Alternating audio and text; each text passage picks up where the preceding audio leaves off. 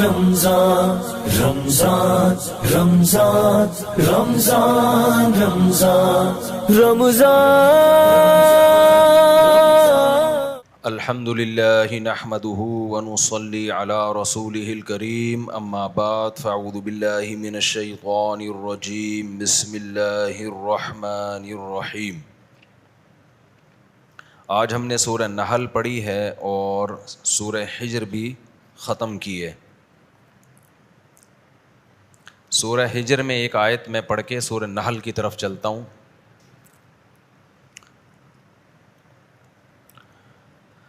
لا تمدن عینیک الی ما متعنا به ازواجا منهم ولا تحزن علیہم واخفض جناحک للمؤمنین وَلَقَدْ آتَيْنَاكَ سَبْعًا مِّنَ الْمَثَانِي وَالْقُرْآنَ الْعَظِيمِ۔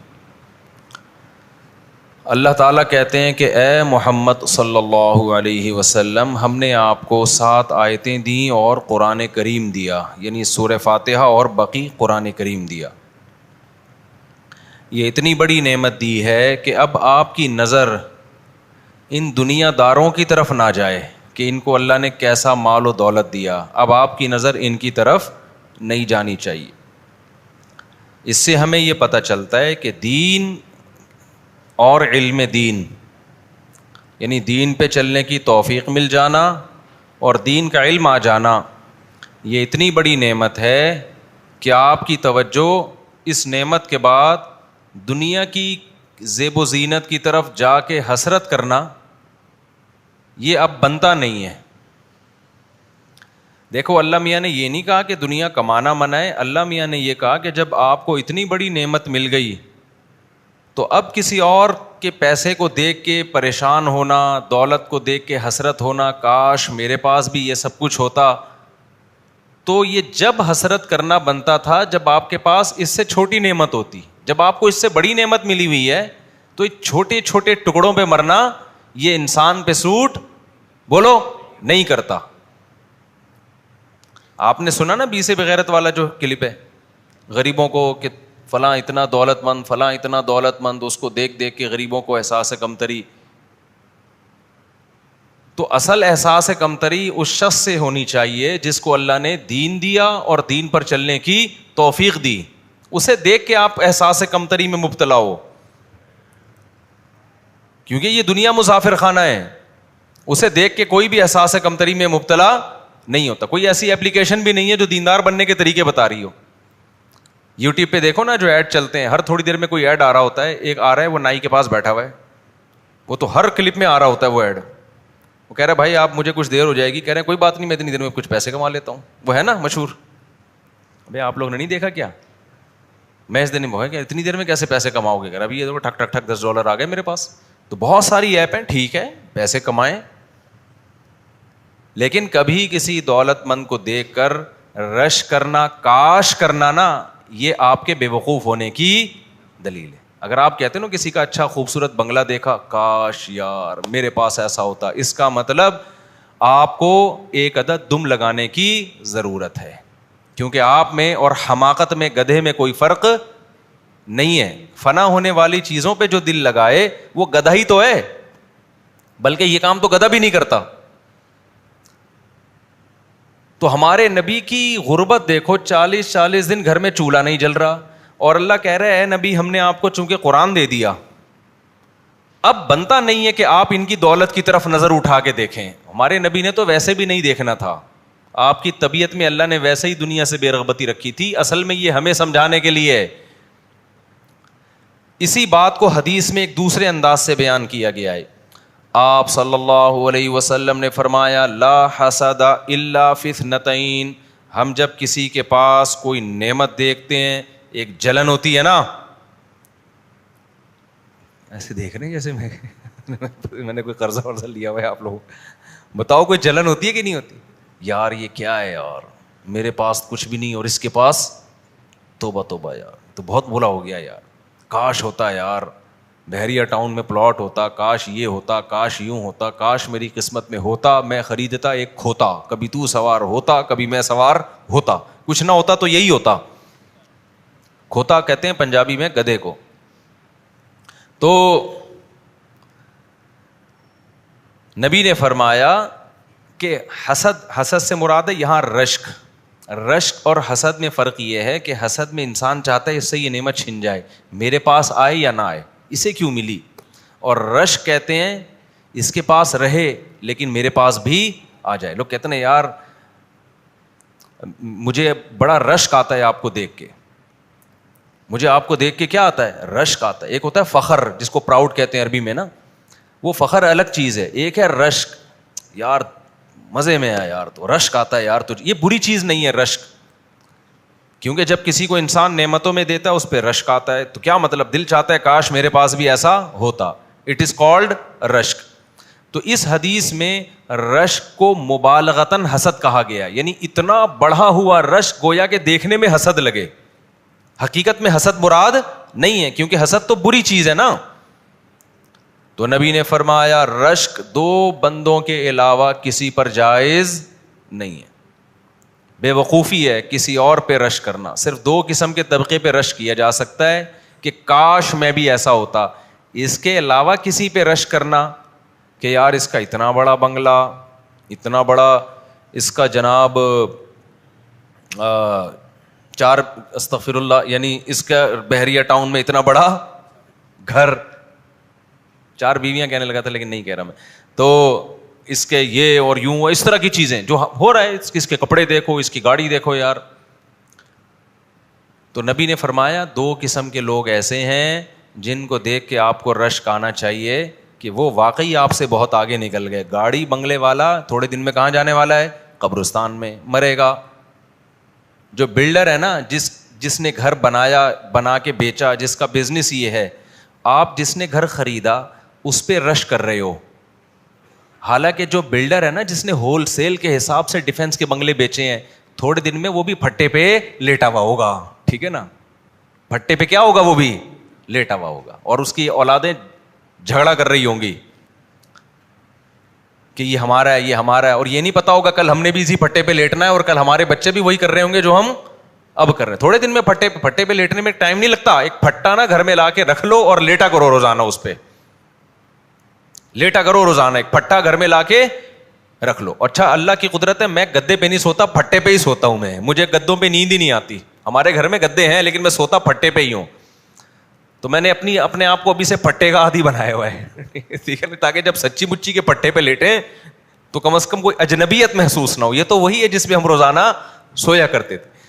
ڈر گئے آپ لوگ, مجھے لگ رہا ہے زیادہ ڈر گئے. خیر, ڈرو یا نہیں ڈرو, موت ایک ایسی حقیقت ہے جس سے کوئی بھاگ نہیں سمتا. ہنس کے گلے لگاؤ یا رو کے گلے لگاؤ, تم لگاؤ نہ لگاؤ, موت کراچی کے کھمبوں کی طرح ہے. کوئی قریب آتا ہے تو کھمبا بارش کے دنوں میں خود بڑھ کے گلے ملتا ہے اس سے. کھمبا کراچی کا خود پیچھے بھاگتا ہے کرنٹ لگانے کے لیے. تو اسی طرح میرے بھائی, اینما تکونوا یدرککم الموت, اللہ کہتے ہیں جہاں بھی جاؤ گے موت تمہارے پیچھے پیچھے خود آئے گی. وہ سلیمان علیہ السلام کا واقعہ ہے نا, پتہ نہیں صحیح ہے غلط ہے, لیکن بہرحال اس سے جو سبق ملتا ہے وہ سبق بالکل درست ہے. کہتے ہیں سلیمان علیہ السلام کے دربار میں ایک جو موت کا فرشتہ ہے نا, وہ انسانی شکل میں آیا اور ایک بندے کو گھور گھور کے دیکھنے لگا. وہ بندہ حیران, یہ مجھے اتنا گھور کے کیوں دیکھ رہا ہے. خیر مجلس ختم ہوئی تو سلیمان علیہ السلام سے اس بندے نے پوچھا یہ کون تھا. سلیمان علیہ السلام نے فرمایا موت کا فرشتہ تھا, تجھے گھور گھور کے دیکھ رہا تھا. ٹھیک ہے نا. اس بندے نے کہا بیٹا میرا ٹائم لگتا ہے, آ گیا. تو اس بندے نے کہا سلیمان علیہ السلام سے ہوائیں آپ کے تابع ہیں, آپ مجھے یہاں سے اٹھا کے نا ہندوستان پہنچا دیں, ہند کی سرزمین دور پہنچا دیں تاکہ میں بچ جاؤں. انہوں نے پہنچا دیا, ہوا کو حکم دیا چل بھائی. کچھ وقت کے بعد اطلاع آئی کہ اس کا وہاں ہندوستان میں انا للہ ہو گیا. پھر موت کے فرشتے سے پوچھا کہ تو اس کو گھور کیوں رہا تھا. وہ کہتا ہے کہ میں نے, اللہ نبی نے مجھے کہا تھا فلاں بجے نا اس کی روح تو نے انڈیا سے ہندوستان سے قبض کرنی ہے. تو میں حیران تھا, وہ اس میں تو تھوڑا ہی ٹائم رہ گیا, یہ بندہ یہاں کیا کر رہا ہے. سمجھ رہے ہو, تھوڑا ہی ٹائم رہ گیا ہے, یہ تو تیز رفتار گھوڑے میں بھی جائے تو ہندوستان نہیں پہنچ سکتا, تو یہ یہاں کیا کر رہا ہے. اور اللہ بھی غلط نہیں کہہ سکتا. تو جب میں ہندوستان فلاں مقام پہ گیا تو بندہ وہیں بیٹھا ہوا تھا, تو میں حیران تھا. تو پھر سلیمان علیہ السلام نے بتایا ہوگا کہ میں نے ہوا کو حکم دیا اٹھا کے وہاں پہنچا. تو میرے بھائی بعض دفعہ انسان جو بچنے کی تدبیریں اختیار کرتا ہے وہی تدبیریں اس کی موت کا سبب بنتی ہیں. ڈاکٹر کے پاس گئے تھے کہ اس بیماری میں مر نہ جائیں, اس نے غلطی سے ایسا ٹیکا لگا دیا کہ اسی سے مر گئے. ہوتا ہے نا ایسے. تو موت سے بھاگ نہیں سکتے, تو موت سے دوستی کرنی پڑے گی. موت سے دوستی کا مطلب یہ نہیں کہ آپ کے دل سے موت کا خوف نکل جائے, وہ تو نیچرل ہے. موت کا خوف ہونا یہ ایک نیچرل چیز ہے. حدیث میں آتا ہے موسیٰ علیہ السلام کے پاس موت کا فرشتہ آیا. حضرت موسیٰ علیہ السلام نے پوچھا کس سلسلے میں آنا ہوا؟ اس نے کہا آپ کی روح قبض کرنے کے لیے. حضرت موسیٰ نے زوردار تھپڑ لگایا اس کی آنکھ نکل کے باہر گر گئی. اللہ کو جا کے اس نے کہا کہ اللہ میں کس بندے کے پاس تو نے مجھے بھیجا ہے؟ ایسے جلالی تھے نا وہ, تو اس نے تو مجھے تھپڑ مار دیا. تو طبعی چیزوں کا خوف جو ہے نا, یہ جو موت ہے یہ طبعی چیز ہے, جب بھی آتی ہے انسان ڈرتا ہے. اس میں کوئی نیک یا بزرگ ہونے سے تعلق نہیں ہے, یہ نیچرل ہے. بعض لوگ خام خواہ میں فنٹر بننے کی کوشش کرتے ہیں, ہم بم سے نہیں ڈرتے. بھائی تو ہم تو ڈرتے ہیں, سیدھی سی بات ہے. یہاں کہیں اگر اطلاع ملی نا بم رکھا ہوا ہے, سب سے پہلے میں یہ رکھ کے نا میں بھاگوں گا باہر, یہ بتا دوں میں آپ سے. اللہ نہ کرے, ویسے تو یہاں تلاشی ہوتی ہے اور کیمرے ویمرے بھی لگے ہوئے ہیں. تو یہ کوئی تقویٰ للہیت نہیں ہے کہ حضرت جی زلزلہ آیا, حضرت پھر بھی کھڑے ہوئے ہیں نماز پڑھا رہے ہیں نا. مرے گا سب کو مروائے گا ایسا حضرت. بم رکھا ہوا ہے, ڈر نہیں رہے, تو یہ خود بھی مرے گا, دوسروں کو بھی, دوسرے بھی پھٹیں گے اس کے ساتھ. حضرت موسیٰ علیہ السلام کو دیکھو, اللہ میاں نے حضرت موسیٰ سے کہا کہ یہ لاٹھی زمین پہ پھینکو. موسیٰ کو علیہ السلام کو پتا تھا یہ اللہ کہہ رہا ہے, اللہ غلط بات نہیں کہہ سکتا اور اللہ مجھے نقصان بھی نہیں پہنچا سکتا. جب لاٹھی زمین پہ ڈالی ہے وہ سانپ بن کے دوڑنے لگی. قرآن کہتا ہے موسیٰ علیہ السلام ڈر کے فرار ہوئے, بھاگے. وَلَمْ يُعَقِّبْ, اتنے خوف زدہ ہوئے کہ پیچھے مڑ کے بھی نہیں دیکھا. حالانکہ اللہ میاں کہہ سکتے تھے اے موسیٰ میں نے سانپ بنایا ہے نا اس کو, تو اس سے کیوں ڈر رہا ہے؟ تو حضرت موسیٰ کیا کہتے اے اللہ تو وہ باقی سانپ بھی تو نے ہی بنائے ہیں جتنے دنیا میں سانپ ہے, تو سانپ کا کام کیا ہے ڈسنا. تو مجھے ڈر لگ گیا, میں فرار ہو گیا. پھر اللہ نے وہی نازل کی یا موسیٰ اقبل ولا تخف, اے موسیٰ واپس پلٹ, خوف نہ کر. سنعیدھا سیرتھا الاولی, ڈر کے بھاگ مت بلکہ سانپ کو پکڑ لے, جیسے ہی پکڑے گا ہم اسے دوبارہ لاٹھی بنا دیں گے. یہ بھی اللہ نے تسلی دی, کیونکہ اللہ اگر کہتے نا ایسے پکڑ لے اس کو, پھر موسیٰ علیہ السلام ڈر رہے ہوتے کہ اللہ تعالیٰ جو ہے نا سانپ کو پکڑوا رہے ہیں مجھ سے. تو اس لیے اللہ نے پہلے بتا دیا کہ یہ جیسے ہی ہاتھ لگائے گا یہ سانپ دوبارہ کیا بن جائے گا؟ لاٹھی بن جائے گا, لاٹھی بن جائے گی. تو یہ طبعی چیزیں ہوتی ہیں. دینداری کا, تقویٰ کا یہ معیار نہیں ہے کہ ڈر لگ رہا ہے کہ نہیں لگ رہا. دینداری کا معیار یہ ہے کہ اللہ کا اتنا خوف پیدا ہو جائے کہ آپ سے کبیرہ گناہ چھوٹ جائے بس, اور اتنا خوف پیدا ہو جائے کہ فرائض و واجبات آپ سے پورے ہو جائیں. باقی ڈرنا, بہادر ہونا, اس کا انسان کی نیچر سے بھی بڑا گہرا تعلق ہے. جو دل کے مضبوط ہوتے ہیں بے دین ہو کے بھی بہادر ہوتے ہیں, جو دل کے کمزور ہوتے ہیں دیندار ہو کے بھی بزدل ہوتے ہیں. بعض دفعہ ایسے بزرگ گزرے ہیں, بڑے بڑے بزرگ تھے لیکن ان میں خوف تھا. کیوں؟ دل کیا تھا ان کا؟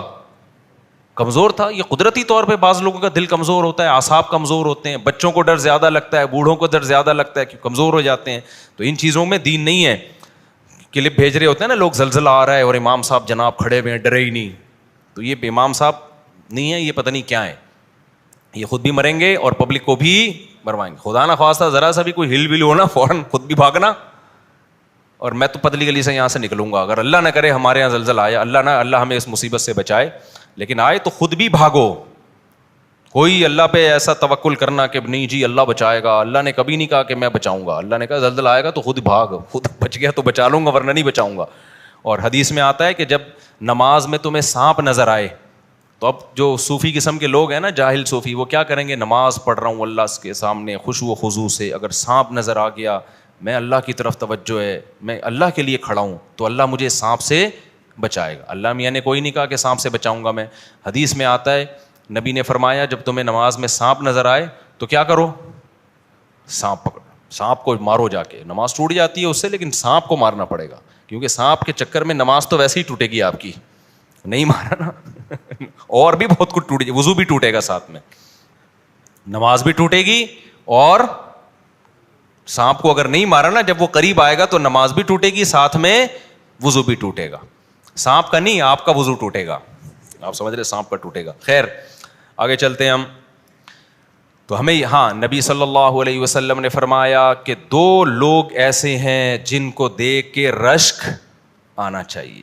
ان کو اللہ نے اتنی بڑی نعمت دی ہے نا کہ آپ اگر یہ سوچو کہ کاش میں ایسا ہوتا تو یہ سوچنا بنتا ہے. وہ 2 کون لوگ ہیں؟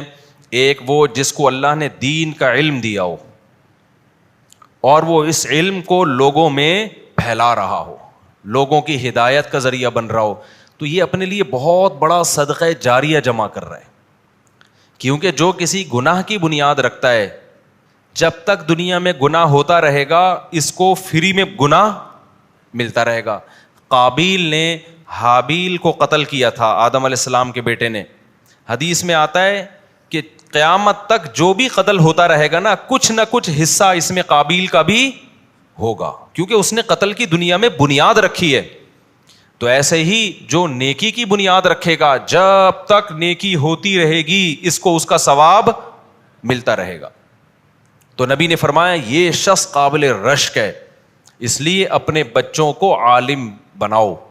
میں نہیں کہہ رہا سارے بچوں کو عالم بنا دو, ایک آدھ بچے کو عالم, اب خود تو عمر نکل گئی ہوگی بہت سے لوگوں کی, ایک آدھ بچے کو کیا کرو عالم.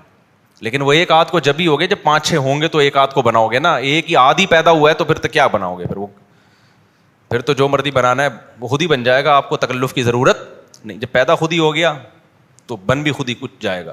لیکن جب بچے ہوتے ہیں, زیادہ ہوتے ہیں, تو پھر ایک کو آپ کاروبار میں لگا دیں, ایک کو آپ عدلیہ میں بھیج دیں, ایک کو فوج میں بھیج دیں, ایک کو بزنس میں, اور ایک کو اللہ بھلا کرے ایجوکیشن میں سائنٹسٹ بنا دیں اس کو, اور ایک کو عالم بنا دیں. تو سارے شعبے زندہ ہو جائیں گے. جو اور بھی مزید ہیں ابھی, صرف 5-6 نہیں, یعنی ایک کو پھر یہ بنا دیں, پھر ایک کو یہ بنا دیں, پھر ایک کو یہ بنا دیں, پھر ایک کو یہ بنا دیں. جب 4 ہوں گی تو پھر انشاءاللہ یہ باتیں آپ کو بری نہیں لگیں گی. جب ایک ہے تو پھر نہیں ہوتی. خیر دوسری بات, دوسرا نبی نے فرمایا وہ شخص رجل آتاہ اللہ مالا فسلکتہ علی ہلکتہ او کما قال صلی اللہ علیہ وسلم او قال فہو ينفق منہ سرا وجہرا. حدیث کے پورے الفاظ ورڈنگ مجھے یاد نہیں ہے, مفہوم یاد ہے. نبی نے فرمایا دوسرا وہ شخص جس کو اللہ نے پیسہ دیا ہو. کیا دیا ہو؟ پیسہ. کاروبار ہے اس کا, ٹھیک ٹھاک نوٹ چھاپ رہا ہے, جاب بہت اچھی ہے, یا تو اس میں پیسہ بہت مل رہا ہے, یا بزنس میں بڑا دبا کے پیسہ کما رہا ہے. اب آپ کہیں گے اچھا آ گیا نا پیسے والا بھی اس میں. وہی فرمایا اتنا پیسہ دیا اور وہ اس سے دن رات خیر کے کاموں میں خرچ کرتا ہے, رشتہ داروں کو کھلا رہا ہے, ان کی دعائیں لے رہا ہے, ماں باپ کو کھلا رہا ہے, ان کی دعائیں لے رہا ہے, بہن بھائیوں پہ خرچ کر رہا ہے, ان کی دعائیں لے رہا ہے, غریبوں پہ خرچ کر کے ان کی دعائیں بول لو نا لے رہا ہے, دینی مدرسوں پہ خرچ کرتا ہے. جتنے علماء دینی مدرسوں سے پیدا ہوں گے, دین کا کام کریں گے, اس کا بھی اس میں حصہ ہوگا. درخت لگا رہا ہے انہی پیسوں سے. حدیث میں آتا ہے جس نے درخت لگایا اس کے مرنے کے بعد چرند پرند بھی جب تک درخت سے کھائیں گے اس کو قبر میں ثواب ملے گا. تو پھر غریب کو حسرت ہو, کاش میرے پاس پیسہ ہوتا, میں بھی ایسے آخرت کماتا جیسے یہ کما رہا ہے. آج پیسہ دیکھ کے حسرت تو ہوتی ہے, کس بات کی؟ یار کاش میرے پاس پیسہ ہوتا, میں بھی آئس پیتا. کاش میرے پاس بھی پیسہ ہوتا, گٹکے سے جان چھوٹتی اور ہیروئن کے انجیکشن, وہ تو مہنگے ملتے ہیں نا, وہ لگاتا. کاش میرے پاس بھی پیسہ ہوتا, پان اور نسوار سے جان چھوٹتی اور ڈائریکٹ پیتا. کاش میرے پاس پیسہ ہوتا, لینڈ کروزر میں گھومتا. کاش میرے پاس پیسہ ہوتا, خوبصورت لوکیشن پہ 1000 گز کا بنگلہ ہوتا. ایک صاحب نے مجھے کہا یار میں غریب تھا, مجھے اتنی حسرت ہوتی تھی, میں جب مالداروں کو دیکھتا تھا نا ان کی بزنس کی باتیں, 1 کروڑ کا یہ فائل پکڑ لے, 2 کروڑ کی ادھر پہنا دے. کہہ رہے میں ایسا افسوس یار, ہم جب بیچ رہے ہوتے ہیں 50 روپے کی یہ چینی خرید لے, 55 روپے کی بیچ دے. کہہ رہا میں ایسا حسرت میں آتا تھا یار. تو حسرت ہو اس بات کی نہیں کہ کروڑوں کی فائلوں سے کھیل رہا ہے, اس کی یار جو کروڑوں کی فائلوں سے کھیل رہا ہے تو وہ خیر کے کاموں میں خرچ بھی بہت کر رہا ہے, حج بھی کر رہا ہے, عمرے بھی کر رہا ہے, اللہ کے گھر کی زیارت بھی کر رہا ہے. تو پیسہ ہونا کوئی کمال نہیں ہے, پیسہ جب قابل رشک ہے جب وہ خیر کے کاموں میں خرچ ہو رہا ہے. نہیں ہو رہا تو صرف عیاشی میں لگ رہا ہے, تو بھائی پھر تو حدیث میں آتا ہے کہ مالدار لوگ جنت میں کم ہوں گے, غریب جنت میں زیادہ. مالدار ہوں گے بھی تھوڑے اور جائیں گے بھی دیر سے جنت میں. غریبوں کو اللہ نا لائن میں پہلے لگائے گا جنت میں. ہر جگہ لائن میں پیسے والا آگے ہوتا ہے کہ نہیں ہوتا؟ ابے بھائی بل جمع کرانے اب تو لوگ آن لائن کرتے ہیں, پہلے جب لائن میں لگے ہوتے تھے نا, بینک مینیجر آتا تھا, وہ دیکھتا تھا یار یہ تو ہمارا جو ہے نا اس کا اکاؤنٹ ہے ہمارے پاس, کروڑ روپے کی ٹرانزیکشن ہوتی ہے, اشارہ کرتا تھا سر آپ ذرا سائڈ پہ آ جائیں. سر آپ کیا کریں؟ رکشے والے ٹیکسی والے پیچھے کھڑے ہوتے تھے, انہیں کوئی نہیں, وہ وہیں پر سائڈ مارتے ہیں, ان پہ روڈ پہ چل رہے ہوتے ہیں, آپ ذرا سائڈ پہ آ جائیں. وہ ایک آدمی جو ہے نا لائن میں لگے ہوئے تھے, بہت سارے لوگ گرمی میں بینک میں بل جمع کرانے کے لیے. اتنے میں اچھا کھڑکی کھل نہیں رہی تھی, لوگ تپے ہوئے ہیں غصے میں کہ یار وہ ونڈو کھلے تو ہم بل جمع کرائیں. اتنے میں 3 پیس سوٹ ٹائی میں نا ایک بندہ آیا بیف کے ساتھ میں. جیسے ہی آگے جانے لگا لوگوں نے پکڑ کے مارا, بھائی لائن میں لگ تو کم بخت, ہم لوگ بیوقوف ہیں جو گھنٹے سے لائن میں کھڑے ہوئے ہیں, تو آگے جا رہا ہے. وہ کچھ بولنے لگتا, سنتے ہی نہیں, پھر وہ آگے جاتا, پھر پکڑ کے لوگ کوٹ دیتے. یہی چل رہا ہے. کافی دیر بعد پتا چلا یہی ہے جو بل جمع کرانے کے لیے کھڑکی کھولے گا. لوگ اتنے تیش میں ہوتے ہیں نا کہ سنتے نہیں ہیں, اسی کو جانے نہیں دے رہے آگے. تو غریب آدمی ہر جگہ پیچھے ہوتا ہے. حدیث میں آتا ہے جنت میں کہاں ہوگا؟ آگے ہوگا. اس کا حساب کتاب بہت ہلکا پھلکا, 2-3 گٹکے وٹکے نکلیں گے اس کے پاس سے, اس کا حساب دینا پڑے گا. 2-3 چترول لگیں گے اس کو, گٹکے پہ تو لگیں گے, تو چترول کوئی کھانے کی چیز ہے نہیں. لیکن جن کی جیب سے بوتلیں نکلیں گی, آئس نکلے گی, ہیروئن نکلے گی, ان کا حساب کیا ہے بولو؟ وہ بڑا سخت. جیسے ایئرپورٹ پہ گٹکا پکڑا جائے نا تھوڑی سزا ہے, ہیروئن پکڑی جائے تو نہیں, پھر نہیں بچتا آدمی. اور سعودی عرب میں تو سر قلم, گٹکے پہ سر نہیں قلم ہوتا سعودی عرب میں, پتا کر لینا ایسا نہ ہوتا ہو گٹکے لے جانا. لیکن میرا خیال ہے گٹکے پہ سر نہیں قلم ہوتا, باقی نشے کی چیز نکل جائے تو سر قلم ہو جاتا ہے وہاں پہ. تو خیر, تو نبی نے فرمایا دوسرا وہ شخص ہے جس کو اللہ نے دولت دی ہو اور وہ دن رات خیر کے کاموں میں خرچ کر رہا ہو. تو غریب حسرت کر سکتا ہے کاش میرے پاس پیسہ ہوتا اور میں بھی اللہ کے لیے خرچ کرتا. تو جس کو اللہ نے پیسہ دیا میرے بھائی, وہ اللہ کے لیے خرچ کرنا سیکھے. دیکھو پیسے کی محبت یہ بہت بڑی بیماری ہے. قرآن میں آتا نا وجاء ربہ بقلب سلیم, اللہ نے فرمایا کہ آخرت اس کو ملے گی جو صاف دل کے ساتھ جنت میں آخرت میں آئے گا, اللہ کے پاس آئے گا. صاف دل کسے کہتے ہیں؟ جو گندگی سے پاک ہو. اس گندگی میں جو سب سے بڑی گندگی ہے نا وہ دنیا کی محبت ہے, پیسے کی محبت ہے. تو جو پیسے کی محبت کے ساتھ چلا گیا نا اس کی خیر نہیں ہے. پیسے کے ساتھ چلا گیا مسئلہ نہیں ہے, پیسے کی محبت کے ساتھ گیا تو پکڑا جائے گا وہاں پہ. اب پیسے کی محبت نکلتی کیسے ہے پتہ ہے آپ کو؟ پیسے کی محبت نکالنے کا سب سے بہترین طریقہ ہے پیسہ خرچ کرنا شروع کر دو. بچا بچا کے نہ رکھو, خرچ کرو. یہ لو بھائی لفافے میں, یہ لو بھائی ہدیہ, یہ آپ کو گفٹ ہے جی, یہ آپ کو صدقہ ہے جی, یہ آپ کو زکوٰۃ ہے جی, یہ میری طرف سے مدرسے میں اترے جی, یہ 6 پھنکے مسجد میں میری طرف سے بھائی, یہ فلاں کو کھانا کھلا دیا. کرتا رہے گا نا تو یہ جو دل اٹکا ہوا ہے نا ایلفی کی طرح چپکا ہوا ہے مردار کے ساتھ, اس مردار سے محبت کیا ہو جائے گی؟ کچھ بھی نہیں ہے, یہ مردار ہے, اینٹیں وینٹیں ہیں, یہ بکواس ہے, ڈرامے بازی ہے, مرو گے ختم. تو ٹھیک ہے اپنا لائف اسٹائل بھی اچھا کر لو, بیوی بچوں کا بھی اچھا کر لو, اس کے بعد کچھ بچا بھی لو بچوں کے لیے, مر گئے تو ان کے کام آئے گا. اس کے بعد کیا کرو؟ بس یار اڑاؤ یار, خود بھی کھاؤ پبلک کو بھی کھلاؤ, خیر کے کاموں میں خرچ کرو, صدقہ جاریہ میں خرچ کرو. سمجھتے ہو عربوں میں ہم نے یہ چیز بہت دیکھی ہے, بڑے سخی ہوتے ہیں عرب آج بھی بہت. ایک سخاوت سیکھنے کا طریقہ یہ بھی ہے کہ کچھ دن عربوں میں سچی مچی کے عربوں میں گزار لو. سعودی عرب میں ہر آدمی عرب نہیں ہے, ایسے ایسے لوگوں نے بس چھوڑا بھی زیادہ نہیں جاؤں گا میں, آج کل وہ ویسے بھی آج کل بڑے تیش میں آئے ہوئے ہیں. تو لیکن جو سچی مچی کے عرب لوگ ہیں نا, کبھی ان میں جا کے رہو تو سخی لوگوں میں رہنے سے بھی انسان میں کیا آتی ہے؟ سخاوت. ہمارے ایک ریلیٹیو حج کرنے کے لیے گئے سعودی عرب میں, وہ امریکہ میں بھی رہے ہیں, تو گوروں کی سخاوت بھی دیکھی. جب عربوں میں گئے تو عربوں کی دیکھ کے حیران ہو گئے. انہوں نے کہا یار گورا تو یہ تصور نہیں کر سکتا جو جس طرح کی ان لوگوں میں سخاوت ہے. میں بھی عربوں کے ساتھ رہا ہوں, میں نے بھی اپنی آنکھوں سے ان کی سخاوت دیکھی ہے. تو اس لیے میں کہہ رہا ہوں, ایسے ہی سن کے نہیں کہہ رہا, جو دیکھا ہے وہ بتا رہا ہوں. عربوں میں ٹھیک ہے بہت برائیاں ہوں گی, لیکن چونکہ اسلام چلا ہے نا وہاں سے, تو کچھ خوبیاں ایسی رہ گئی ہیں جو من حیث القوم دوسری قوموں میں نہیں ہے. تو وہاں کیا ہوا کہ وہ ہمارے ریلیٹو حج کرنے کے کہہ رہے ہیں یار میں حیران ہو گیا, جنرل اسٹور کروڑوں روپے کی مالیت کا سامان اس میں پڑا ہوا. ایک عربی شیخ آیا, اچھا حاجیوں کا رش اس اسٹور میں, عربی شیخ آیا, دکاندار سے پوچھا, کان میں کچھ عربی میں کڑکڑ بات ہوئی, چلا گیا اور کچھ تھما کے نا اس کو. تو کہتے ہیں میں نے اس سے پوچھا کیا ہوا, اس نے کہا کہ یہ میرے کان میں کہہ کر کے پوچھا ہے کہ یہ ٹوٹل کتنی مالیت کا سامان ہوگا. اس نے بتایا اتنے ہزار, اتنے لاکھ, اتنے کروڑ ریال جو بھی تھا. گڈیاں نکالیں, پکڑائیں, بولا یہ سارے پیسے میں نے تجھے دے دیے, باقی سارا فری میں بانٹ دے. کیا کر دے, چھوڑو رہنے دو, زیادہ ہو گئی میرا خیال, آپ لوگ برداشت نہیں کر پائے. اتنا انسان سخاوت پہ بیان کرے جتنا انسان بولو برداشت. ایسے واقعات آپ سمجھو گے شاید مفتی صاحب پھینک رہے ہیں, تو دیکھی نہیں نا ہم نے سخاوت. جب سخاوت دیکھو گے سخی لوگوں کی تو پھر لگے گا, چونکہ ہم نے تو اپنے بزرگوں میں علماء میں دیکھی ہے الحمدللہ. لوگ کہتے ہیں نا مولوی ایسے ہے, تمہیں مولویوں سے تمہارا واسطہ کہاں پڑا ہے, تم ذرا آؤ ہم تمہیں کچھ مولویوں کے ساتھ بٹھاتے ہیں, پتہ چلے گا وہ سخاوت کے کتنے بڑے دریا ہیں.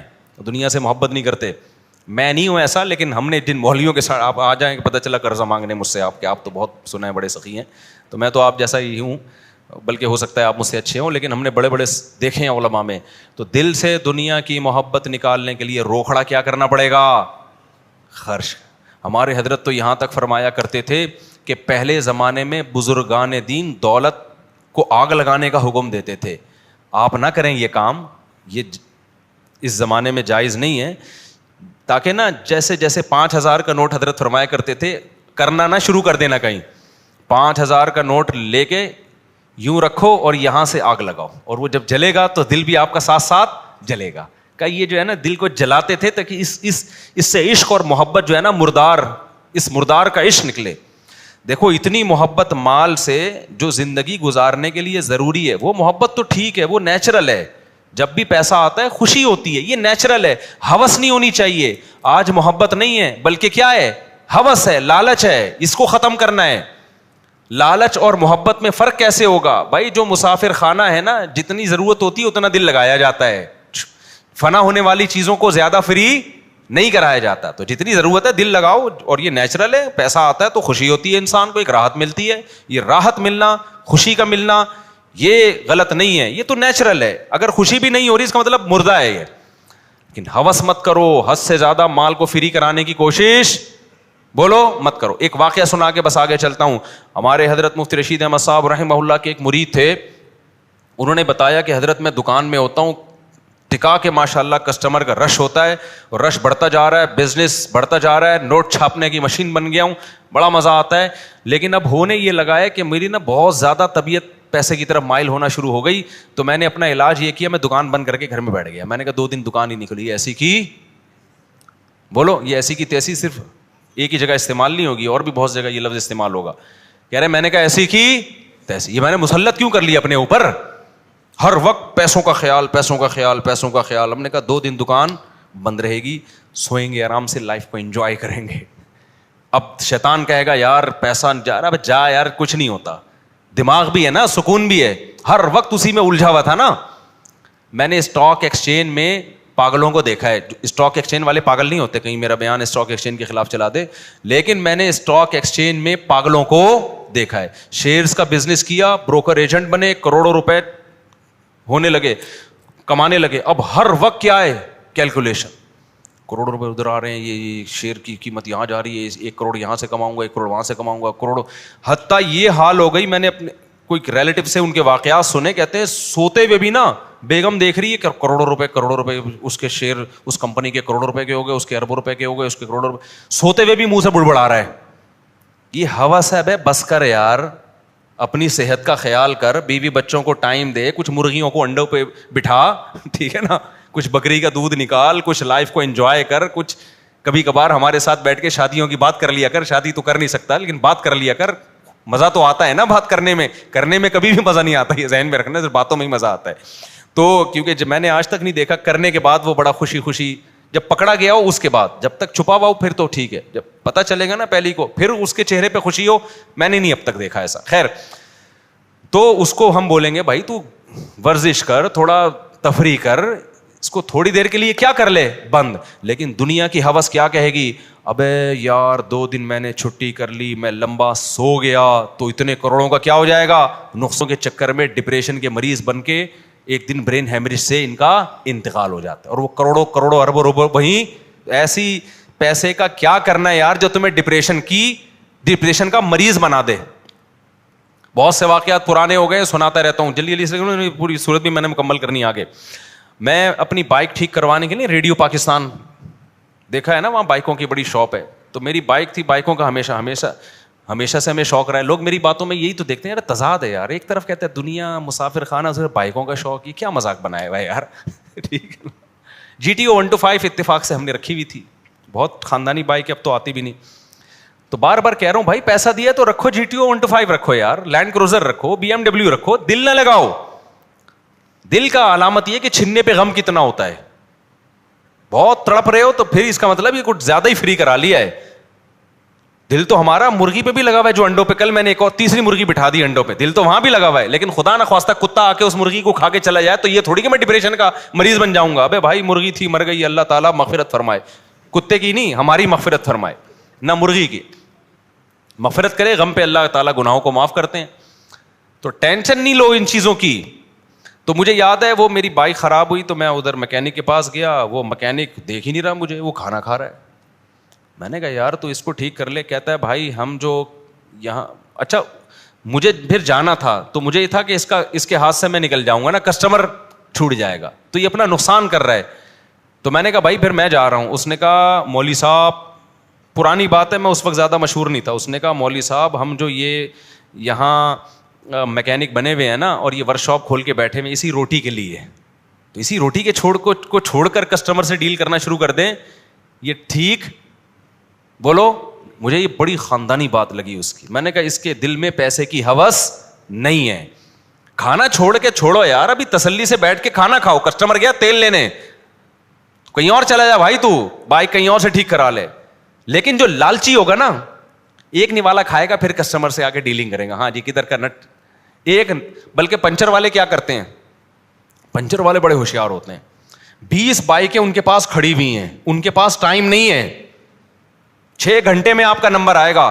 21ویں بائک آئے گی نا, فوراً اسٹینڈ پہ ڈال کے ٹائر نکال کے رکھ دے گا اپنے پاس, اور پھر اپنا لگ جائے گا پان گٹکے میں کھانے میں. آپ کھڑے ہوئے ہو یار بغیر ٹائر کے کدھر جاؤ گے آپ. ابے جب تیرے پاس ٹائم ہی نہیں ہے تو بول دے یار مولوی صاحب ادھر چلے جاؤ نا, کیا خیال ہے بھائی اس پنچر والے کے پاس چلے. نہیں سارے کسٹمر میرے پاس ہی آئے, چاہے میرے پاس ٹائم ہو یا نہ ہو. اور پکڑائی کے لیے کیا کرتا ہے, ٹائر پہلے نکال لیتا ہے, روٹی بھی چھوڑ کے آ جائے گا, سب کچھ چھوڑ کے, دنیا چھوڑ کے آئے گا, بچے چھوڑ کے آئے گا, ٹائر نکال کے رکھ لے گا اپنے پاس. اب آپ بیٹھے ہوئے ہو جی, اب بولو بھائی جلدی کرو یار. وہ کہہ رہا ہے یہ پہلے 20 لوگ لائن میں لگے ہوئے ہیں. سسٹم سمجھ میں آ رہا ہے کہ نہیں آ رہا ہے؟ چلو ہم آگے چلتے ہیں ورنہ سارا اسی میں نہ لگ جائے. تو میرے بھائی خلاصہ یہ نکلا کہ دنیا کی ہوس مت کرو, دنیا کو فری مت کراؤ. اور اگر آپ کو دولت مند کو دیکھ کے ایک رشک آتا ہے تو اس دولت مند کو دیکھ کے آنا چاہیے جو دن رات اللہ کی راہ میں مال کو خرچ کر کے اپنے لیے آخرت کا ذخیرہ جمع کر, اس کو دیکھ کے رشک آنا بنتا ہے, اس کے علاوہ نہیں بنتا کسی کو دیکھ. ہم آگے چلتے ہیں. سورہ نحل, سورہ نحل میں اللہ تعالیٰ نے اپنی نعمتوں کو بہت بیان کیا ہے. نحل عربی میں کہتے ہیں شہد کی مکھی کو.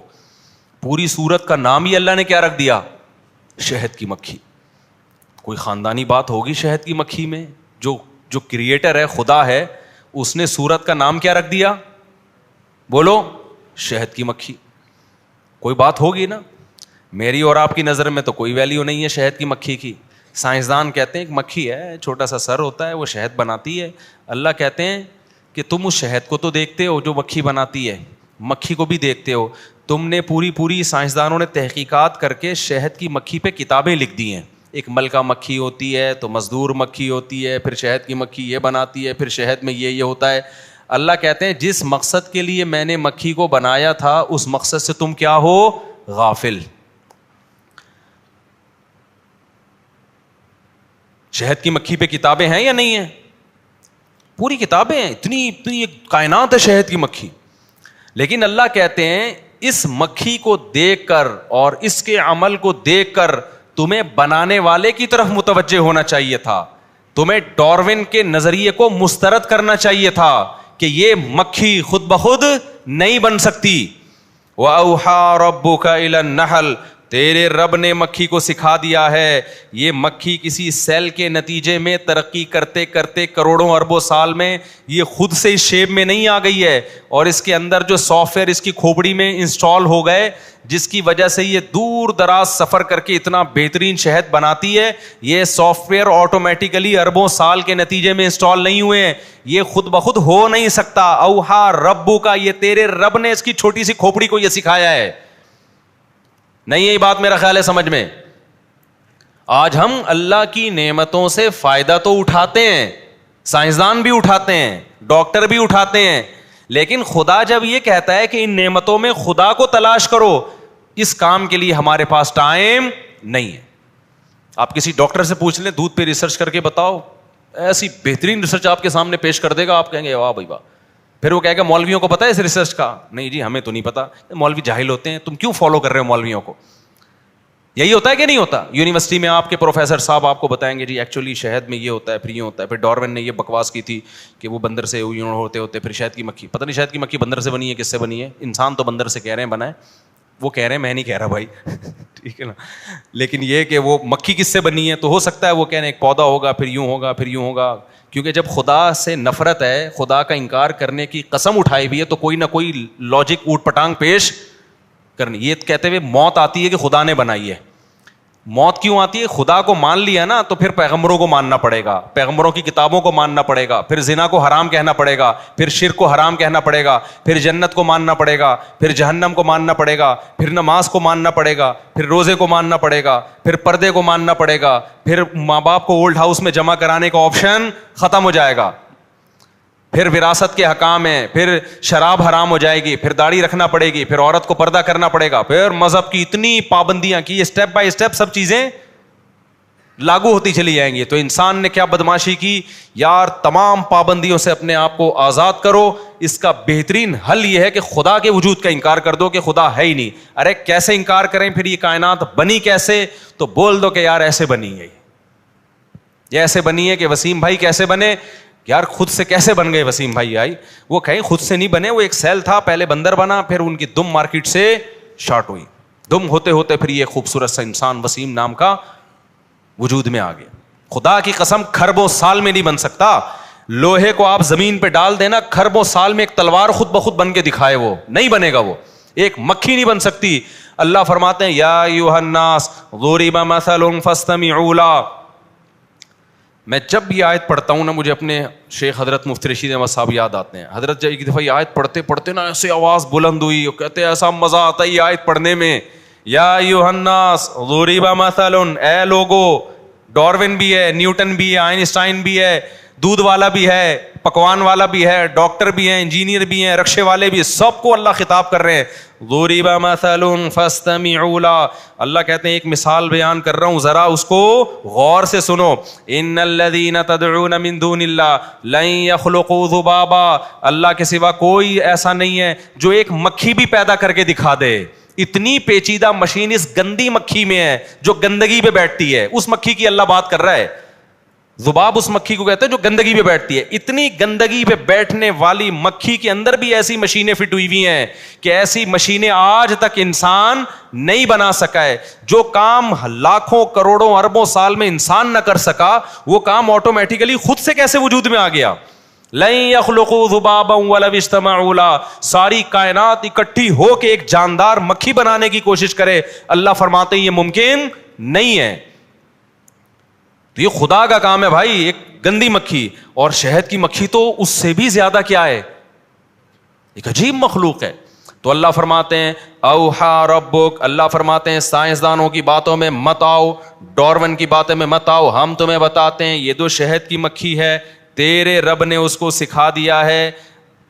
اوحا ربک الی النحل ان اتخذی من الجبال بیوتا, کہ پہاڑوں پہ اپنا گھر بنانا یہ آٹومیٹیکلی اس کی کھوپڑی میں نہیں آیا. یہ کس نے سمجھایا ہے؟ اللہ نے سمجھایا اس کو اونچی جگہوں پہ بنانا.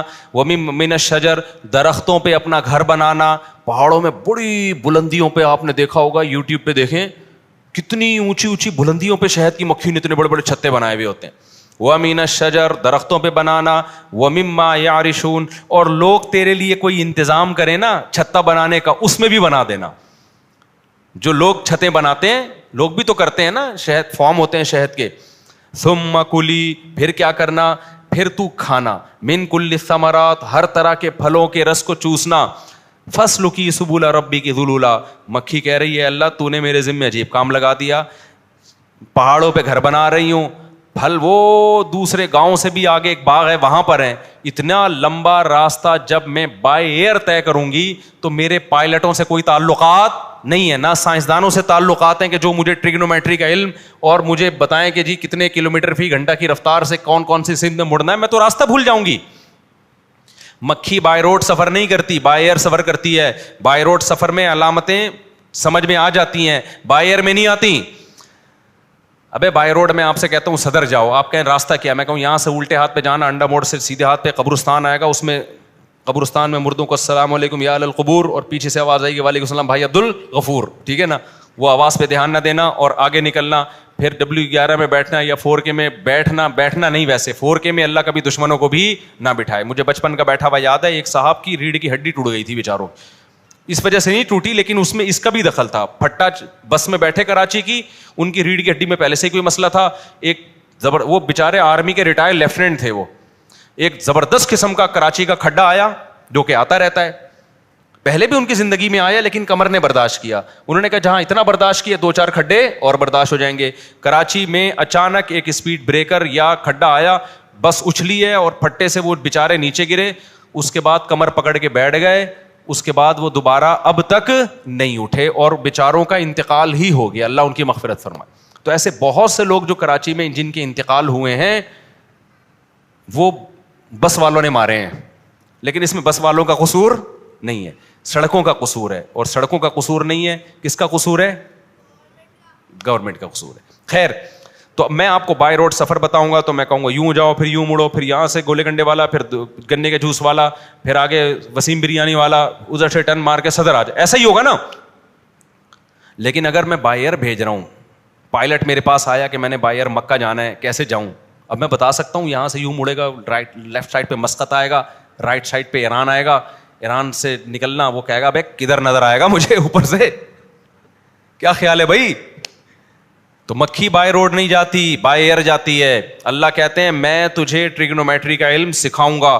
مکھی شہد کی ایسے بہترین سفر کرتی ہے نا, لمبے لمبے, سورج کی کرنوں سے اور سائے سے اندازہ لگاتی ہے کہ جب میں چھتے سے نکلی تھی یہ سایہ یہاں تھا تو مجھے اس ڈائریکشن میں گئی تھی, اب یہ سایہ چینج ہو چکا ہے تو مجھے کس ڈائریکشن میں آنا. انتہائی پیچیدہ علم ہے جو اللہ نے مکھی کو سکھا دیا یہ علم. تبھی قرآن نے کہا فَاسْلُكِي سُبُلَ رَبِّكِ ذُلُولًا, تیرے رب نے واپسی کے راستے مسخر کر دیے ہیں, تیرا رب تجھے وہ راستے بھولنے نہیں دے گا. انہی راستوں پہ چل کے واپس اسی چھتے میں جانا جس چھتے سے نکلی تھی تو. اتنا بہترین نظام اللہ نے شہد کی مکھی کا بنایا, اتنی موٹی موٹی کتابیں لکھی گئی ہیں اور ابھی تک پورا نہیں سمجھا گیا شہد کی مکھی کو. اللہ فرماتے ہیں اتنا ٹف کام میں نے اس کے ذمے لگایا, اس کا پھر پروڈکٹ کیا, اس سے کام کیا لے رہا ہوں, یخرج من بطونها شراب مختلف الوان, ایسا مشروب اس کے پیٹ سے نکلتا ہے جس کے کلر کیا ہیں مختلف, کوئی سفید, کوئی بلیک, کوئی ریڈ. یہ تو اس کے اوپر کی کیفیت ہے, اور لذت وہ بھی اللہ نے نہیں بیان کی کیونکہ وہ ہم جانتے ہیں. ایک چیز جو چھپی ہوئی تھی وہ اللہ نے بتا دی, فیہ شفاء للناس, اس میں لوگوں کی بیماریوں کے لیے کیا ہے, شفا ہے.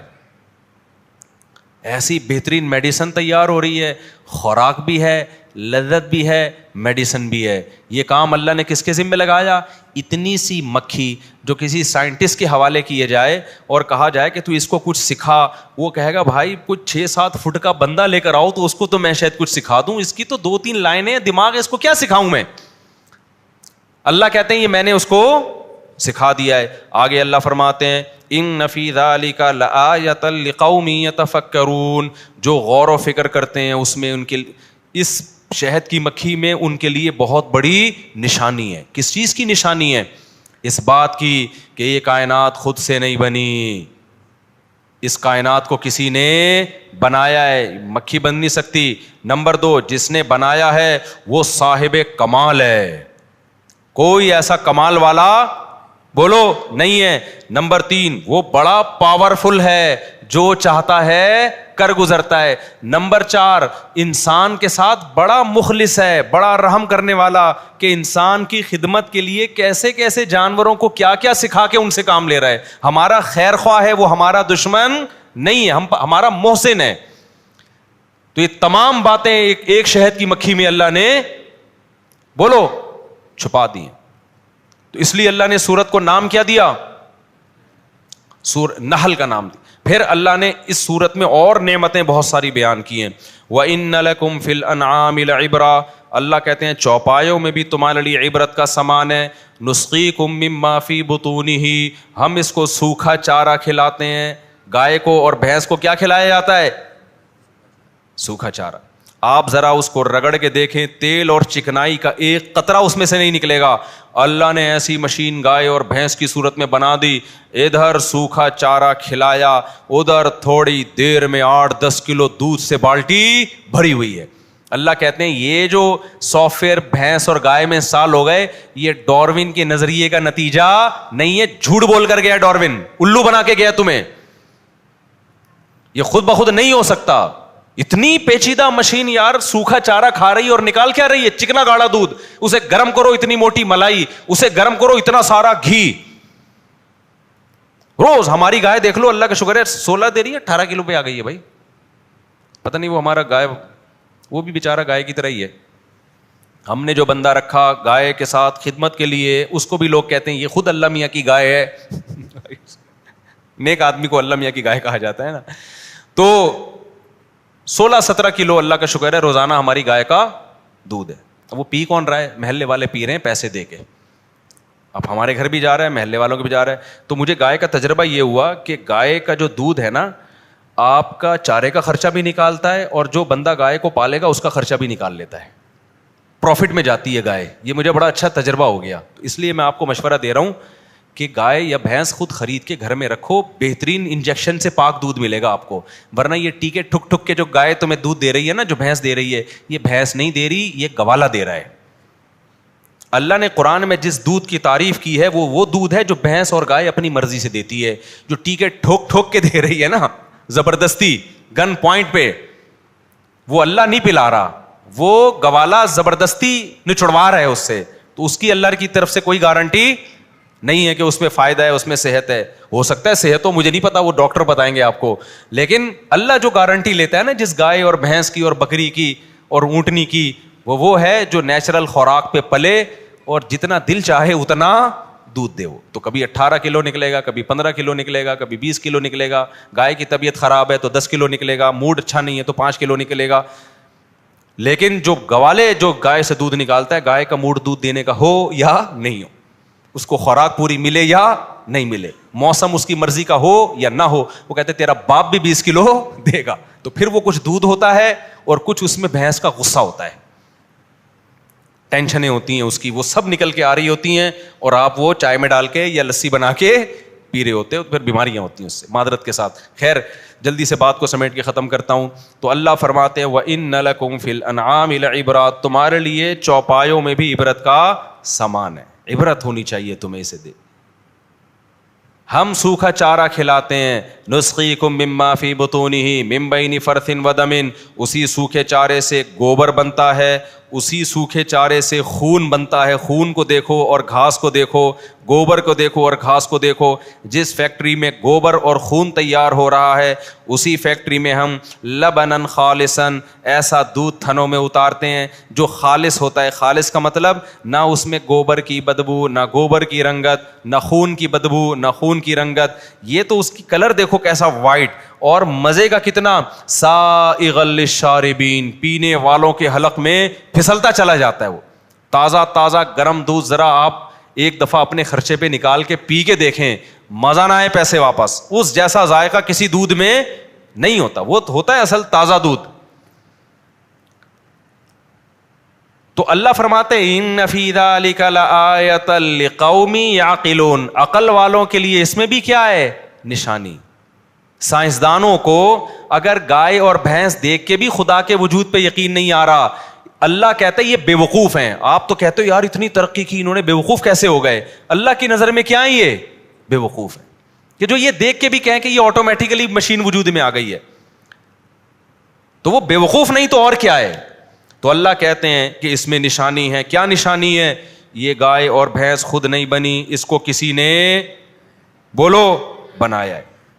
نمبر 2، یہ کائنات کا کوئی بنانے والا ہے، خود نہیں بنتی. نمبر 2، جو بنانے والا وہ صاحب کمال ہے. کمال، اس کے بڑے کمالات، کیسی مشین بنا دی بھائی اس نے.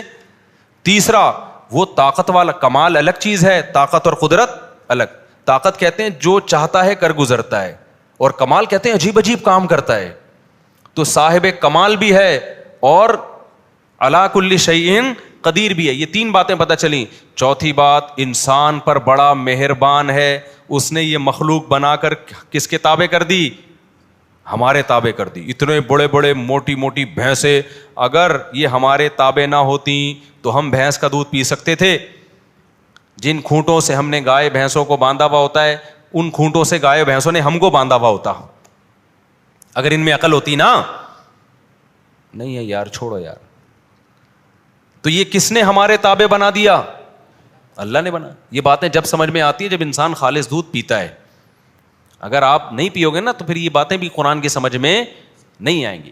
تو ڈبے چھوڑ دو خدا کا واسطہ. بازار کی ایک ڈاکٹر نے مجھے بتایا کہ ہر وہ چیز جس کا ٹی وی میں ایڈورٹائز آ رہا ہے نا کہ اسے کھاؤ، وہ کبھی بھی بولو مت کھاؤ. کیسی بہترین بات کی. بڑے اچھے ڈاکٹر ہیں، انہوں نے کہا کہ جس چیز کا بھی ایڈورٹائز آ رہا ہے کہ یہ کھاؤ تو بس بولو اس کا مطلب ہے یہ چاکلیٹ کا اشتہار آتا ہے، کھانی چاہیے نہیں کھانی چاہیے، اتنا میٹھا ہے اس کے اندر یار، انرجی بوسٹ کرتا ہے وہ آپ کی. تو ابھی میں میڈیکل سائنس میں نہیں جاتا زیادہ. تو اور کیا نام ہے آپ کا، ڈبے کے دودھ کے فضائل آئیں گے تو اس کا مطلب نہیں پیو، ٹھیک ہے نا. اور بہت ساری چیزیں بھی زیادہ نہیں ہمارا وہ سارا درس رہ جاتا ہے. تو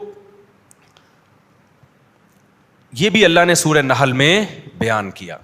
تو یہ بھی اس کی علامت ہے کہ جو ہمارا رب ہے وہ ہم پہ بڑا مہربان ہے. اب کرنا کیا ہے اگر ہم پہ مہربان ہے؟ تو اللہ کا مطالبہ یہ ہے کہ جب میں ہوں اور میں تمہارا محسن ہوں تو میری نافرمانی کرنے کی تمہیں اجازت نہیں. گناہ چھوڑو، گناہ چھوڑو. عورت پردہ کرے اللہ کے حکم پہ، مرد زنا سے بچے، شراب سے بچے، بد نظری سے بچے. کس کے حکم پہ؟ اللہ کے. جو خوش قسمت لوگ ہوتے ہیں وہ اللہ کو مانتے ہیں، پھر اللہ کی بھی مانتے ہیں. کبھی غلطی ہو جائے تو گڑ گڑا کے توبہ کرتے ہیں. جو بدقسمت لوگ ہوتے ہیں وہ انہی نعمتوں میں مست رہتے ہیں اور بنانے والے کو بھول جاتے ہیں. تو سورہ نحل میں اور بڑی آیتیں اللہ نے بیان کی ہیں. وقت ہمارا پورا ہو چکا ہے، انشاءاللہ باقی میں کل بیان کروں گا. بہت سورہ نحل ہے ہی پوری اللہ کی نعمتوں پر، شروع سے آخر تک اللہ اپنی نعمتیں بیان کر رہے ہیں. اللہ تعالیٰ ہمیں سمجھنے کی اور عمل کرنے کی توفیق عطا فرمائے. کوئی سوال ہے تو جلدی سے دے دیں. کیا کوئی شربت یا کولڈ ڈرنک پینے سے وضو ٹوٹ جاتا ہے؟ نہیں بھائی. ہاں، کولڈ ڈرنک پینے کے بعد گیس پیدا ہوتی ہے، پھر اس سے وضو ٹوٹتا ہے. بھائی گیس ابھی زیادہ نہیں یار، میمز بننا شروع ہو جاتا. شکریہ آپ کا. میں ایک پرائیویٹ کمپنی میں جاب کرتا ہوں. وہاں پر پالیسی یہ ہے کہ پروویڈنٹ فنڈ کی صورت میں ہر ماہ تنخواہ سے 5% امپلائی کا کاٹتے ہیں.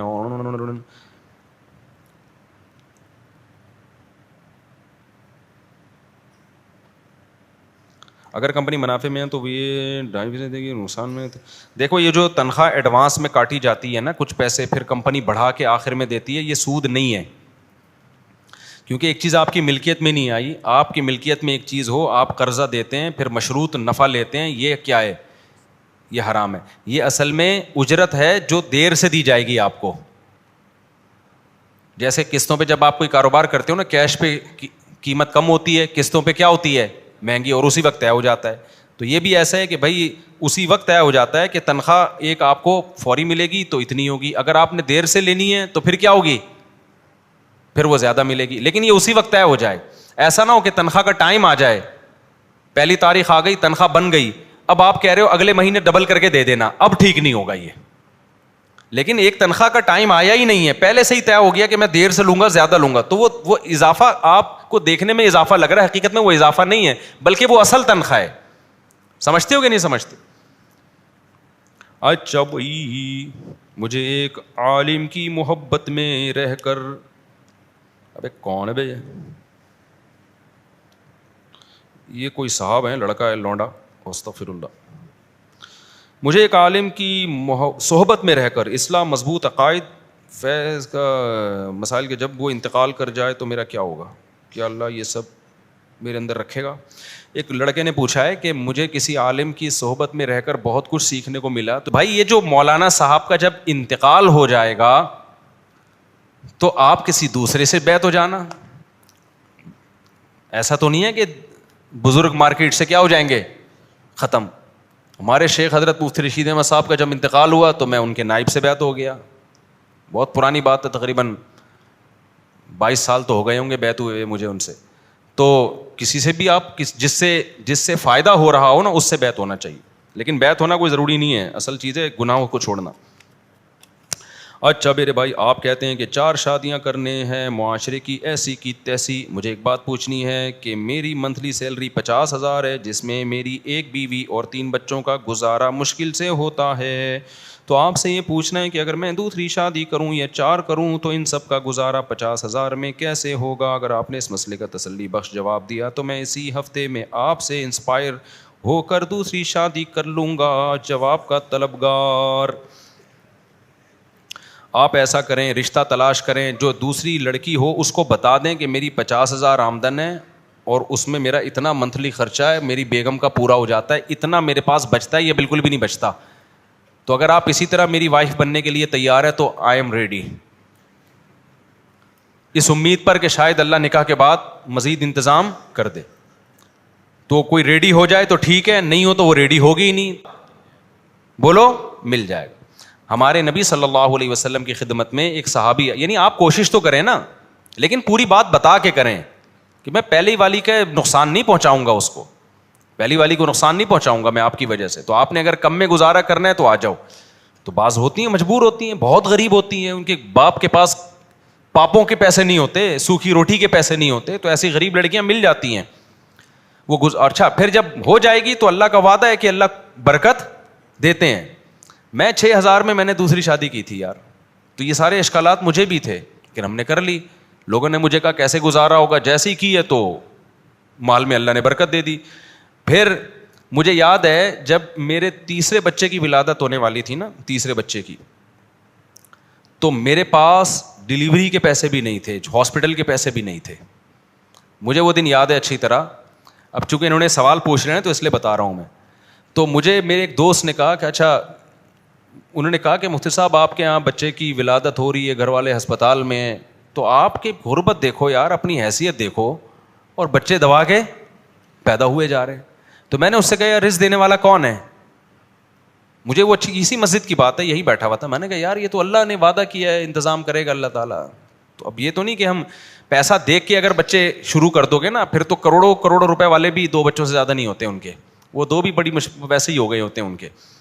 تو اس میں تو خالصتاً اللہ پہ توکل کرنا ہے. اب میں ویسے آپ کو ایک بات بتا رہا ہوں, ہوا یہ کہ ان دنوں میں نا میرے کزن نے رمضان میں مجھ سے عربی گرامر پڑھنا شروع کی. میرے کزن ہیں, بڑے ہیں, بھائیوں کی طرح ہیں, امریکہ میں ہوتے ہیں. میں نے ان کو عربی گرامر پڑھانا شروع کر دی. 1 مہینہ گزرا ہوگا, انہوں نے مجھے کہا کہ یار میں اس کی فیس دوں گا آپ کو. میں نے کہا بھائی میں فیس نہیں, آپ تو بھائیوں کی طرح ہو, میں کیوں آپ سے فیس لوں, میں فری میں ہی پڑھا رہا تھا. انہوں نے کہا نہیں, 1 مہینہ میں نے آپ کا اتنا ٹائم لیا تو میں فیس لازمی بھیجوں گا, یا ہدیہ بھیج دوں گا, گفٹ بھیج دوں گا, آپ فیس نہ بولو اس کو. جو خاندانی آدمی ہوتا ہے نا, وہ پوچھ کے نہیں کہتا کہ میں بھیجوں کہ نہیں بھیجوں. تو وہ چونکہ خاندانی ہے تو انہوں نے کیا کیا, اکاؤنٹ میں ٹرانسفر. اچھا اس وقت میرا بینک اکاؤنٹ بھی نہیں تھا, تو وہ اپنی والدہ کے یہاں ادھر کراچی میں ہی اکاؤنٹ میں پیسے ٹرانسفر کر دیے کہ میں نے ٹرانسفر کر دیے, آپ جا کے لے لینا وہاں سے. تو اب میں نے کہا کر ہی دیے تو پھر لے لیتا ہوں میں جا کے. اللہ کی قدرت کے جب ہاسپٹل میں نے جانا تھا بل پے کرنے کے لیے, گھر والے تو گھر آ گئے تھے, بل جمع ہو گیا تھا, میں نے کہا تھا میں دے دوں گا.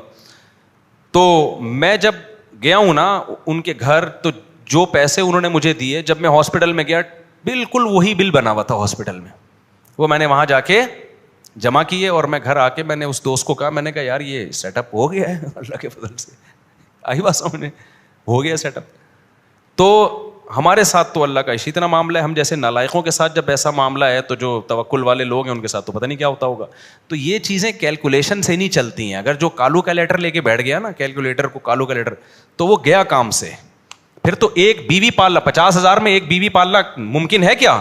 آپ ایک کیسے پال رہے ہو 50 میں یار؟ اس کو لاؤ بندہ ہے کہاں, یہ کیسے پال رہے 50,000 میں؟ بل آ جاتا ہے 5-6 ہزار روپے کم سے کم, مرے سے مرا سڑا ہوا پنکھا بھی ہو نا تو 50,000 تو بل بنا دیتا ہے وہ. کسی دن غلطی سے استری کھلی رہ گئی تو گئے کام سے. تو 50,000 میں ایک بیوی کو پالنا ناممکن ہے, لیکن پال رہے ہو نا, 3 بچے بھی ہو گئے تو چل ہی رہے ہیں نا, تو 2-4 اور بھی ہو جائیں گے انشاءاللہ, چلتے رہیں گے. تو یہ توکل کے بغیر ہوتا نہیں ہے. اگر اس میں کالو کا لیٹر لے کے بیٹھو گے تو پھر تو ایک بیوی بھی آپ نے غلط کی ہے. دنیا دار لوگوں کو بتاؤ کہ میری 50,000 تنخواہ میری بیوی ہے, وہ رکھ کے تھپڑ لگائیں گے. وہ بے شرم آدمی, دکان پکوڑوں کی اور باتیں کروڑوں کی, 50,000 میں تو نے کی کیوں شادی؟ ایک اور واقعہ مجھے, میرے تو بہت سارے واقعات ہیں ایسے. ایک دفعہ میں ایسے ہی بیٹھا ہوا تھا تو بالکل ہی پیسے ختم ہو گئے نا. اچھا میں نے کبھی ٹینشن لی نہیں, اور یہ اللہ کا فضل ہے, میرا کمال نہیں ہے, میں تو بہت ہی نالائق آدمی ہوں.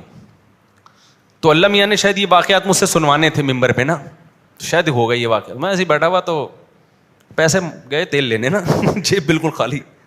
گھر میں بھی میں نے کبھی نہیں بتایا تھا کہ میری جیب خالی ہو گئی ہے. گھر میں بدماشی کے ساتھ, پیسہ بہت ہے بھائی, ایک اور کر رہا ہوں میں, ایسے نا. تو میں بیٹھا ہوا بالکل ہی پیسے نہیں ہیں. ایک وہمی آیا, اس لیے وہمیوں کو برا نہیں کہنا چاہیے. وہمی آیا, اس نے کہا مفتی صاحب مجھے ایسا لگتا ہے میری بیوی کو طلاق ہو گئی ہے. اچھا اسی وقت ایک صاحب نے مجھ سے پوچھا, آپ اپنے قریبی دوست تھے, تو میں نے جیب میں ہاتھ ڈالا تو پیسے ہی نہیں تھے. اچھا مہینہ ختم ہونے میں 2-3 دن باقی تھے, 2-3 دن باقی تھے. پہلی تاریخ کو تو مجھے پھر تنخواہ مل جاتی تھی نا, تو بھی 2-3 دن کیسے گزارا ہوگا یہ نہیں پتا تھا مجھے. تو اچھا پھر میں اللہ کا شکر ہے مانگتا نہیں تھا. کبھی بہت پریشانی ہوئی نا, بکری اٹھا کے بیچ دی, اپنی مرغی بیچ دی, یا اللہ بھلا کرے آپ کا, کوئی بھی چیز اٹھا کے کیا کیا, بیچ دی. تو بیچ دو یار, ایسا آپ ہو جاؤ بالکل روڈ پہ آ جاؤ, ہاتھ کسی کے سامنے کوشش کرو نہ پھیلاؤ. تو اور میں نے یہ سوچا ہوا تھا بالکل ہی نیل ہو گیا تو گھر والوں سے بول دوں گا بھائی کچھ بھی نہیں ہے, رہنا ہے رہو, میں بھی بھوکا آپ بھی بھوک. تو یہ بھی ایک اسٹائل ہے نا. ہوتا نہیں ہے, اللہ یہاں تک لاتا نہیں ہے کسی کو, لیکن دماغ میں یہ رکھ لو بیگم ہمارے پاس کچھ بھی نہیں ہے, جیبیں دیکھ لو خالی ہیں. اب یہ نہیں ہوگا کہ میں چھپ کے ہوٹلوں پہ کہیں جا کے کھاؤں گا اور آپ کو بھوکا رکھوں گا, نہ نہ نہ, اس بھوک میں میں آپ کے ساتھ برابر کا شریک ہوں. لیکن اللہ نے ایسا کبھی ہونے نہیں دیا.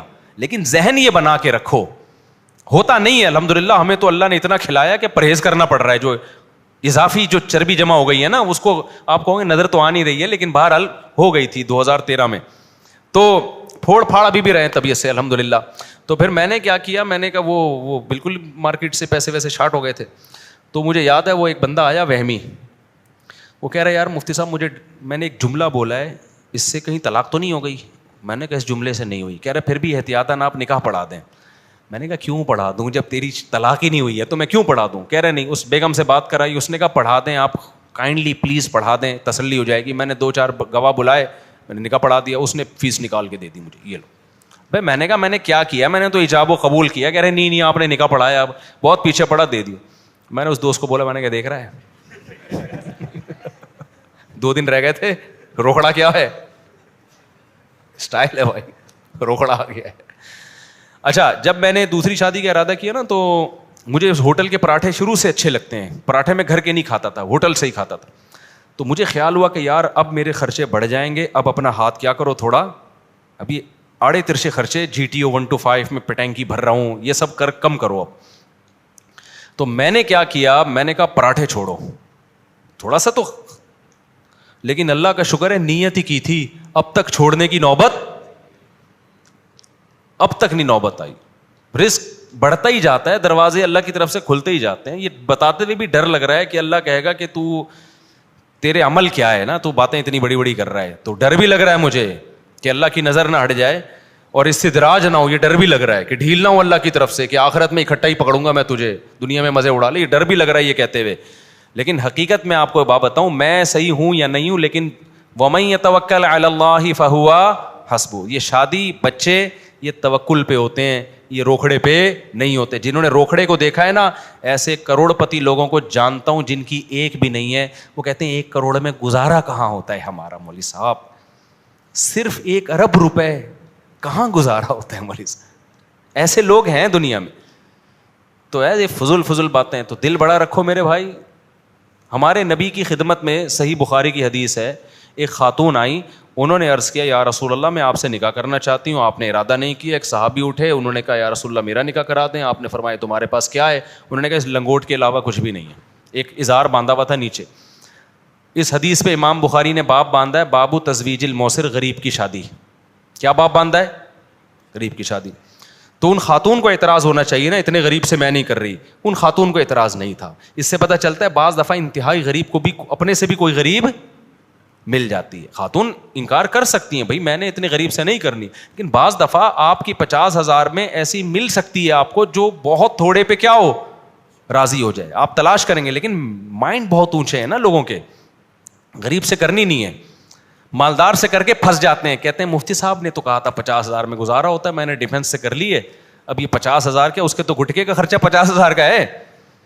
ڈیفینس والی کا تو میرے بھائی 50,000 تو ویسے ہے جیسے ان کی تو کوئی اوقات نہیں ہے نا. تو سوال پیدا ہوتا ہے جب تیری اوقات نہیں تھی تو نے اتنا بڑا ہاتھ ڈالا کیوں, اتنی اونچی جگہ تو نے ہاتھ کیوں ڈالا؟ تو یہ اللہ پہ توکل نہیں, یہ بے وقوفی ہے. تو آپ اپنی اوقات دیکھ کر پاؤں پھیلاؤ. غریب سے غریب لڑکی تلاش کرو, وہ گزارا کرے گی آپ کے ساتھ. تو غریب آدمی 4 شادیاں کرے انتہائی غریب سے, پھر چلے گا وہ, پھر اللہ کی مدد بھی آئے گی. اپنی اوقات نہیں ہے اور آپ نے اپنے سے اوپر ہاتھ ڈال دیا تو پھر اللہ کی کوئی مدد نہیں ہے. ایسے لوگ بھی ہیں. پھر تو ایک نہیں ہو, 50,000 والا مجھے بتاؤ ڈیفینس میں کرتا تو رشتہ لینے جاتا نا تو گلی کے کتے چھوڑ دیتے اس کے پیچھے. ایک صاحب نے مجھے اپنا واقعہ سنایا کہ میں غریب تھا, میں ایک بڑا اتوچے خاندان میں چلا گیا رشتہ لینے, مجھے لڑکی پسند تھی. تو اس کے باپ نے مجھے کمرے میں بٹھایا, بولا ہاں, باپ نے بٹھایا, ہاں بھی بیٹی کے لیے رشتہ آیا. جی بیٹا کرتے کیا ہو؟ کہہ رہا ہے میری صدر میں یہ اتنی بڑی دکان ہے. باپ کو اندازہ ہو گیا یہ کیا ہے, ہمارے اسٹیٹس کا نہیں ہے. تو باپ نے کہا کہ دیکھو تمہاری جتنی بڑی دکان ہے نا اتنے ہمارے لیٹرین ہوتے ہیں, واش روم ہوتے ہیں, پتلی گلی سے نکل. تو ظاہر ہے اگر وہ یہاں کرتا تو مشکل میں نہیں پڑ جاتا. خیر بعد میں اس کی وہ بھی وہیں گئی, کمال کی بات, اور بڑی اچھی زندگی گزری اس کی, کیونکہ لڑکی نے پسند کر لیا تھا اس کو. پھر وہ پھر اللہ کی دین ہوتی ہے بھائی. آپ اس چکر میں نہ رہیں کہ میں ڈیفینس میں جاؤں گا, میری پکوڑوں کی دکان ہے, بیٹھوں گا, لڑکی کا ابا پوچھے گا کیا کرتا ہے, میں کہوں گا دودھ جلیبی بیچتا ہوں, تو ہو سکتا ہے لڑکی مجھے پسند کر لے. اس خوش فہمی میں نہ رہیں, کوئی نہیں پسند کرتا. آج کل پسند میں سب سے پہلے جیب دیکھی جاتی ہے کہ پیسہ کتنا ہے آپ کے پاس. ہاں جو آپ سے بھی زیادہ غریب ہوگی, بہت زیادہ, وہ 50,000 کو بھی کیا سمجھے گی, بہت بڑی نعمت سمجھے گی. تو اس میں جو ہے نا اللہ پہ اعتماد اور توکل کا عنصر زیادہ ہے. تو اپنے سے غریب میں کرو. میں وہ حدیث مکمل کر دوں تو ان صحابی کے پاس تو ایک ازار, کچھ بھی نہیں. نبی نے فرمایا کہ لوہے کی انگوٹھی تو لے آؤ مہر میں, انہوں نے کہا وہ بھی نہیں ہے. تو ہمارے نبی نے ایک دفعہ بھی نہیں کہا کہ جب تمہارے پاس کچھ ہے ہی نہیں تو کیسے بیوی کو کھلاؤ گے. نہیں بھائی, جب لڑکی راضی ہے تو ہم نکاح کریں گے. کیوں بھائی, کچھ بھی نہیں ہے لیکن خود اب تک زندہ ہیں یا نہیں ہے,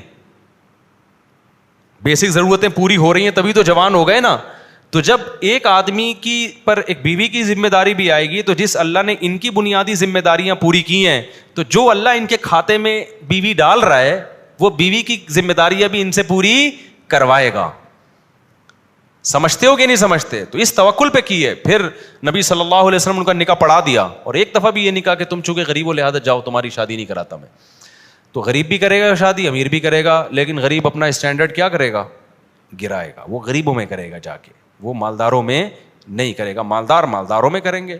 بلکہ اسلام میں تو یہ کہ جتنی مالدار لڑکی ہے اس سے زیادہ مالدار میں اس کا نکاح ہو, تاکہ وہ اچھی لائف گزارے. اور مرد کیا کرے, اپنے سے کمتر میں, تاکہ ذمہ داریاں اٹھانا آسان ہو. یہ فقہاء نے لکھا ہے اور قرآن و سنت ہی سے اخذ کیا ہے کہ مرد اپنے سے کمتر میں نکاح کرے, عورت کا نکاح اس سے برتر میں. میٹرک والی کا نکاح بی اے والے سے کیا جائے, بی اے والے کا نکاح ماسٹر سے کیا جائے. لیکن آج کیا ہو رہا ہے, الٹا. لڑکی ڈاکٹر ہے, نکاح 8ویں پاس, میں نے خود پڑھائے ہیں ایسے نکاح. لڑکی کروڑ پتی ہے, لڑکا شادی والے دن بھی شیروانی ادھار لے کے آیا ہوا ہوتا ہے کسی سے, ٹھیک ہے نا, تو یہ میچنگ کی شادی نہیں ہے, لڑکا حقوق نہیں ادا کر سکتا, لڑائیاں ہوں گی. سبحانک اللہم و بحمدک نشہد ان لا الہ الا انت نستغفرک و نتوب الیک.